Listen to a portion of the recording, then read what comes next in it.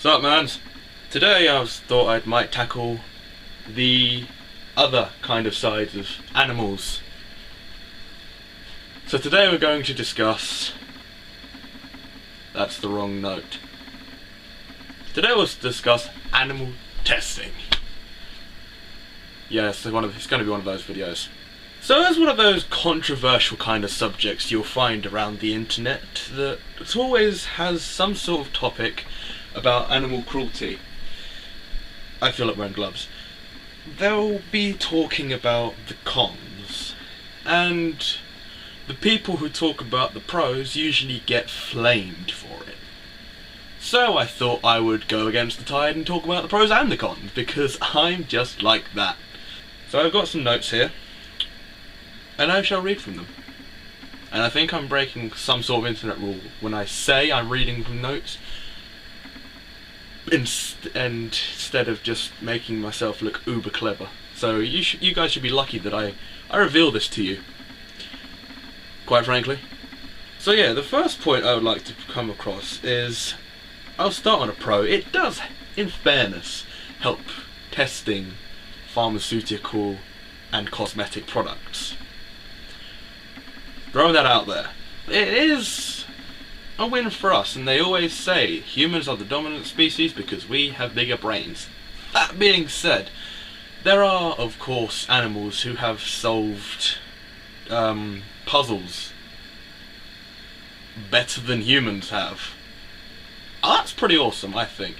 I think it was, I want to say a dog or a pig or something like that, and it solved I think it was a memory game kind of thing. I may be just spurting out bullshit right now, but I'm pretty sure that I've seen it, something like that, circulating the interwebs. I was going to do this video with bigger tunnels. I have 10s and, well, I ordered 12mm spiral tapers, like that. But instead what I got was 12mm tunnels. Nothing to stretch my ears with. So I thought, I'll roll with it. So I ordered the taper. And that will probably be here by next weekend. Hopefully it will be here before then, but I am not holding my breath. Moving on. Yeah, like I said, it is cruelty to animals, and that is obviously not wrong. It's not right, because they can't exactly speak up about it, can they? I saw a picture of, it was captioned, "A dog's loyalty can never be beaten." And I'll throw the picture up here, there. It really strikes me, because if you have a cat in a room with the owner, and the owner eventually dies, the chances are that cat's probably going to use the owner as a litter box. But if you have a dog in a room with its owner, the owner dies, the dog will stay by the owner's side until it dies. That's why dogs rule. I dislike cats. But moving back onto the subject, I've covered everything on my notes. I didn't have many notes. I've been planning a load of different crap. So I'll go into a different subject. No. That's really all I had planned on notes-wise. So I'll try and dive deeper. My mind has gone completely blank on what to talk about.